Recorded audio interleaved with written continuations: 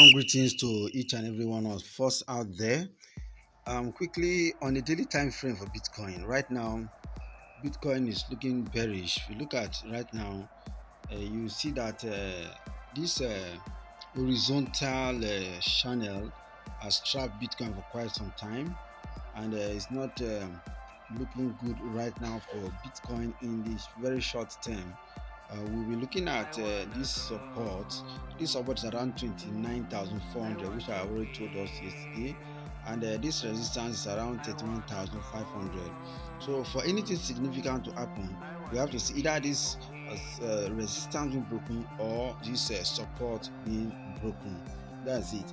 And then if you look at the market participant right now, the volume that we are seeing here right now is the sell volume that is dominating the market right now. Is the sell volume that is dominating the market right now. So this is very clear that in the daily time frame, Bitcoin is actually bearish. This is a fact clear on the chart. Let's watch out. Let's keenly watch out for what happened around this 29,400 for Bitcoin. Okay, now I want to quickly go to the 4-hourly time frame now. Let's see on the 4-hourly time frame what is happening. If the 1-hour time frame, if the daily time frame is showing us Bitcoin is bearish, then I think that have a far-reaching effect more than whatever the 4-hourly time frame we have to show to us. Now, this is the 4-hourly time frame. On the 4-hourly time frame, we are seeing a move to the upside on the 4-hourly time frame. But if you notice, this is a very weak one. It is a very weak one. Right now, look at the kind of candle that is printing there. That's a neutral candle that is printing here. It's a neutral Akinachi candle. It's a neutral Akinachi candle that is we are seeing right now. And the truth of it is that if we see this candle closing like this in the next 4 hours, we have about 1 hour before this candle will close on the 4-hourly time frame. If we see it closing like this, then there's a likelihood that it will retrace back to the downside. If you look at this, we saw almost similar move around here. We saw almost similar move around here.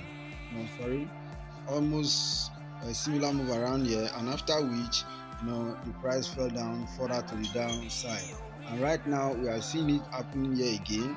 So probably we may see it repeating itself again. We may see a rollover to the downside. This is on the 4-hourly time frame. Now quickly let us see the hourly time frame. I've told us that if the daily time frame is bearish, then it will not really make a sense for you to go and take any form of bearish action you're seeing either in daily time frame, in a 1-hourly time frame or the 4-hourly time frame. Now if you look at the 1-hour time frame here, you can see that the Bitcoin price action is bearish. Is bearish right now. And take note of this. If you look at what we saw here, this was a higher.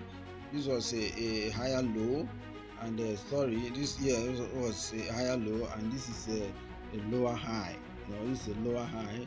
So what this clearly means is that there is a bearish sentiment in the market right now, and the market might likely see some more rollover to the downside going to what we are seeing here.